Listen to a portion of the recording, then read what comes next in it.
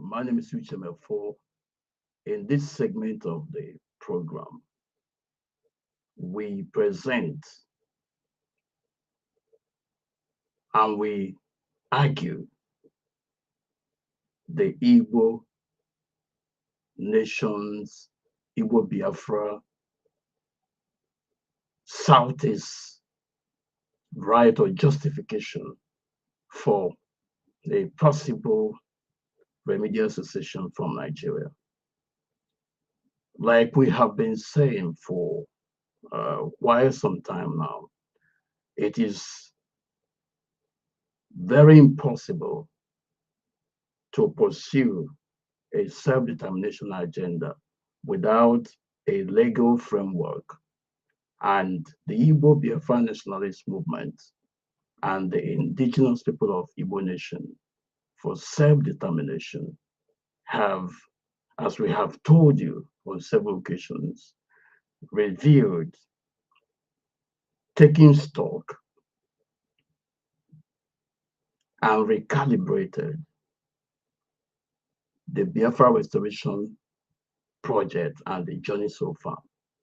And we have refined and redirected the direction of the struggle.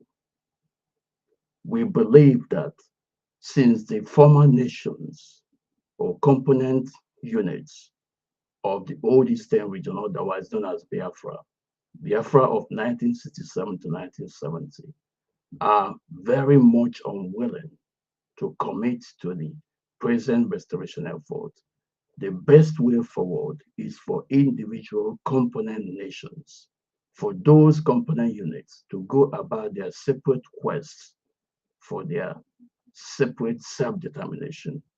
And in this case, we have arrived at the decision to champion the Southeast Igbo nation, Igbo-Biafra's self-determination for the emancipation of an Igbo nation state, otherwise called an Igbo. And so today, we make bold to present the legal framework and justification, rather, why the Southeast is entitled to seek for autonomy, greater autonomy within Nigeria, or outright independence or remedial secession from the Nigerian state.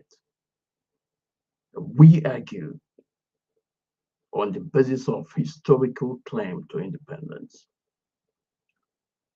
This concept of historical claim to independence is a significant factor in international law regarding secession and independent movements.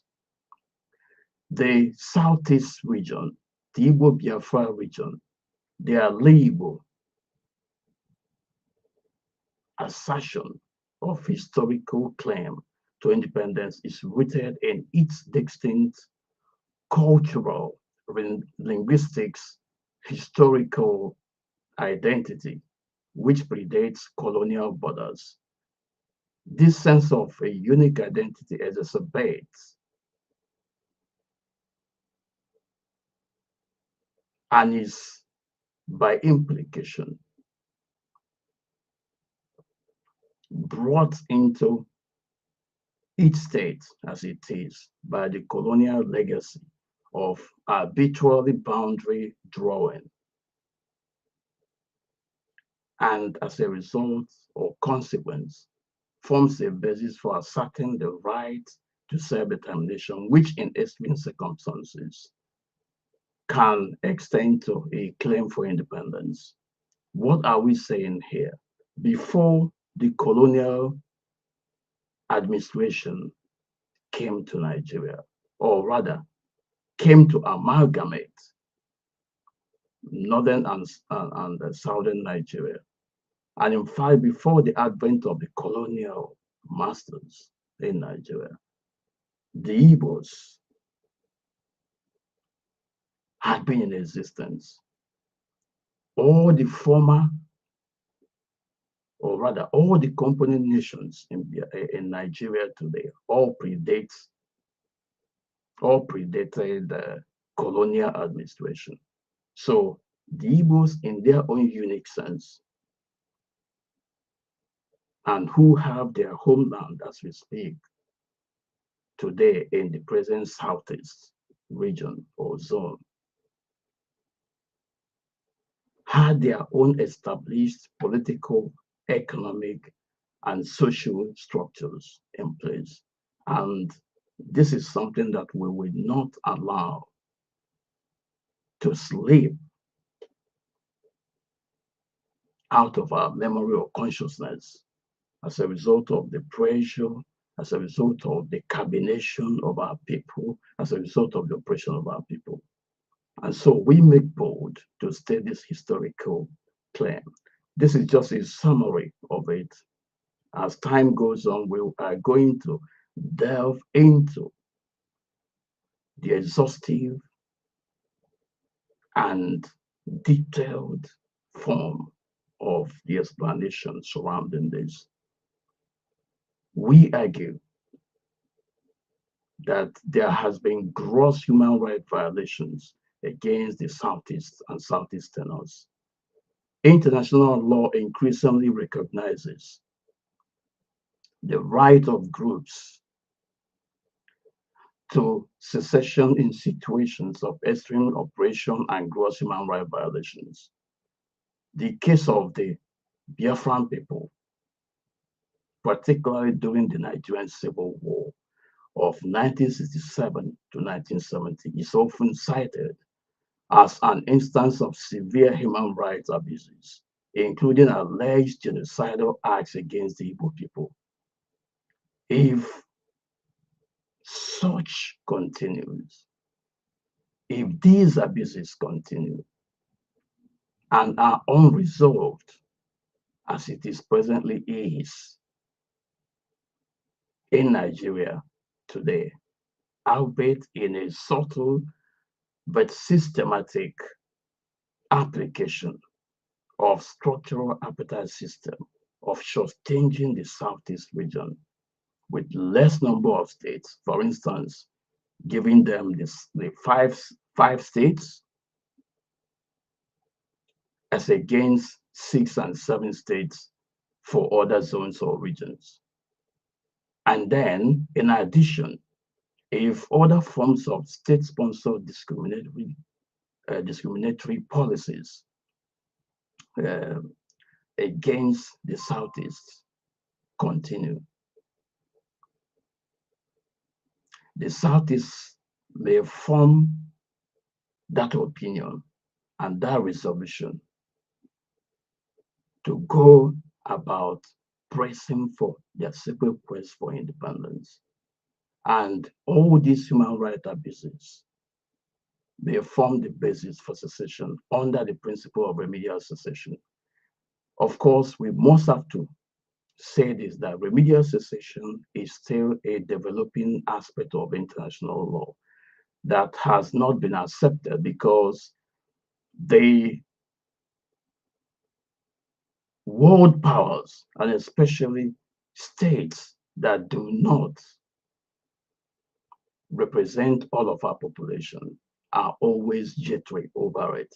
And so they have been kicking against this. They have been very reluctant in accepting the fact that people who have been singled out for total destruction, total extermination operation, and heaping of all manner of monumental human rights abuses like the Southeast in Nigeria, we go about a separate way. But we're getting there. Gradually, our people must find their feet. And so, if these gross human rights abuses continue, it may form a basis for secession under the principle of remedial secession, especially when the state, in this case, Nigeria,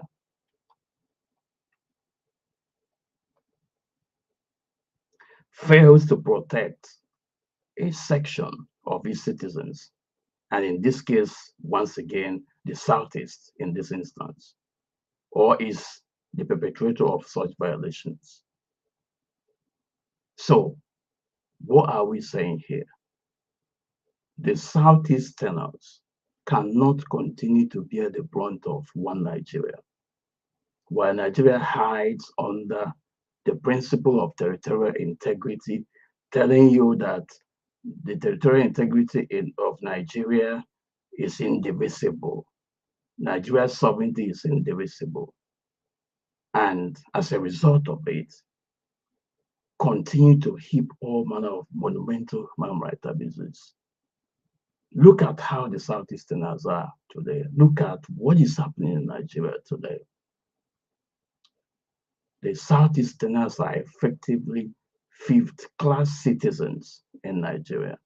They are not equal. A Southeast situation is a case of saying that human beings are equal, but there are those who are more equal than the others. Why will the Southeast have 5 states? Why other states have 6 and 7? And when it comes to representation, when it comes to democratic ethos, these people will continue to have unqualified edge over the Southeast. So we have explained this in previous broadcast that we made, but we're going to delve into it in details. So we argue that Southeast, the Igbo-Biafrans, and Igbo has justification for pursuing remedial secession from Nigeria on the basis of the experience of gross human rights violations by the Nigerian state.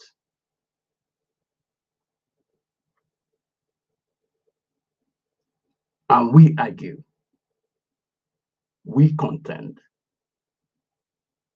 on the basis of discrimination and lack of representation that the Southeasterners have such justification to press for greater autonomy or outright secession if they are willing and able to do so.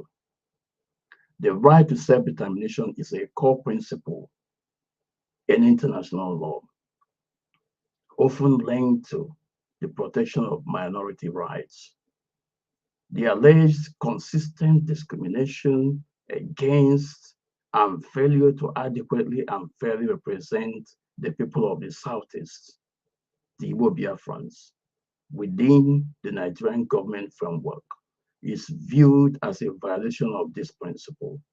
In international relations, the sustained denial of political representation and discrimination against a particular group, like the Southeast in Nigeria, may justify a claim for remedial secession, especially if the group, in this case the Southeast, has exhausted all internal political avenues to address these grievances. That is why we keep maintaining and we keep mounting pressure, calling on the Southeast political representatives to take their responsibilities seriously or get out of the way. The senators, the House of Rep members, must be questioned on what they are doing to represent the interests of the Southeast on the floor of National Assembly. These political representatives must be impressed upon to sponsor bills raising these issues on the floor of National Assembly. Like we said, Ohaneze Ndị Igbo leadership under Chief Iwu have done something in that direction. They took up the framework that we presented, but they have not gone too far, and we urge them to continue to move forward. We are also asking the Southeast House of Rep members from each state to make sure that they pass coordinated bills or law recognizing the fact that the Southeasterners or the Southeast region or zone has been excluded and has been made as a result of deliberate Nigerian government policy, permanent minorities in Nigeria, where it is not supposed to be. A once vibrant and courageous Igbo race is now in broad daylight being reduced to non-entities, I must say, to fifth-class citizens. And everybody is keeping quiet, going about their normal businesses. This cannot continue. And that is our contention here. And it is a justifiable course of action to take. So, whether anybody likes it or not, our political future must be taken into consideration in this quest for our collective self-emancipation. We argue and contend that the participation of the Southeast in the 2014 National Conference and the subsequent neglect of its outcomes by the Nigerian government is an evidence of Nigerian state's unwillingness to address the structural imbalances and the grievances of the Southeast region. The allocation of fewer states to the Southeast compared to other regions is a direct perpetuation of inequality and marginalization against the Southeast. What else can we say? The refusal to implement the decisions of the National Conference, which was seen as a potential path to redress these imbalances, is a failure of the Nigerian state to ensure equal rights and representation, thereby undermining the legitimacy of its claim to her territorial integrity. If Nigeria cannot commit herself to the principle of equal rights, then there is no justification for Nigeria to continue to lay claim to her territorial integrity. It makes no sense pretentiously coming out to tell you that Nigeria's territorial integrity or sovereignty is indivisible, whereby Nigeria has consistently, as a state policy, continued to trample on the Southeast, to dehumanize the Southeasterners, to make them feel that they don't belong. And we are all going about our normal businesses as if everything is okay. So this is the issue that we have taken up.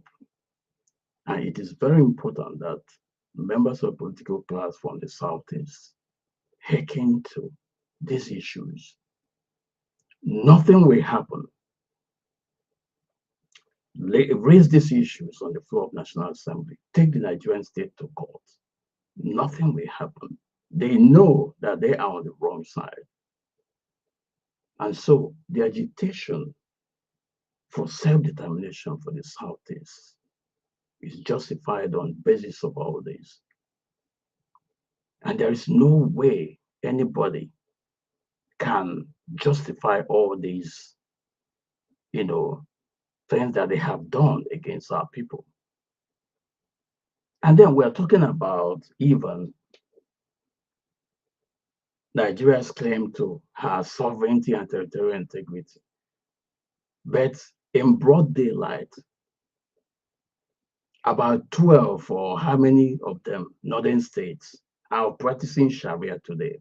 In Nigeria today, we have two, how do I put it, two jurisdictions. You have the secular constitution of Nigeria. And then you have the Sharia jurisdiction operating side by side in Nigeria. And then nobody is talking about it. To them, to the Hausa Fulani oligarchy, who regard themselves as born to rule, it is normal. But other people who are being trampled upon have been asking for equitable representation, equality of all. And they are being killed, they are being extrajudicially incarcerated, and the rest of it. With the exception of some criminal elements who have come out within the Biafra self-determination effort to begin to unleash violence against their own people. There is nothing wrong with Biafra agitation.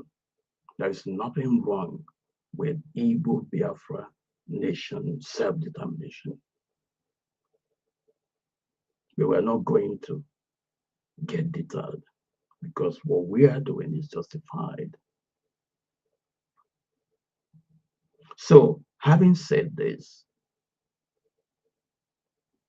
the instrument of surrender we have made reference to is another area that justifies the Igbo-Biafra's Southeast claim to self-determination. And people must not shy away from it. During the surrender of the Biafra military leaders in January 1970, there was a clause, but there were conditions read by the Biafra number 2 citizen, General Effiong. And that particular, among all of them, one was that the Biafrans were surrendering on the basis that they accepted the 12-state structure and that any future constitutional change or political change must be negotiated by the representatives of the Nigerian people. Today, what is happening from Obasanjo, Murtala Mohammed, to General Ibrahim Badamut Babangida, to Abacha, we now have 36 states. And in all this, the people who have been singled out for total dehumanization are the Southeasterners. They were given 5 states, other people, other regions or zones were given 6 and 7 states. And today we are bearing the brunt of it all because it has both political and economic consequences. It means that we will have the lowest amount of allocation, the lowest number of senators and House of Rep members, and by implication, a major drawback on political representation within the Nigerian political arrangement. We have said this over and over, and there are so many other issues that we are going to discuss. In summary,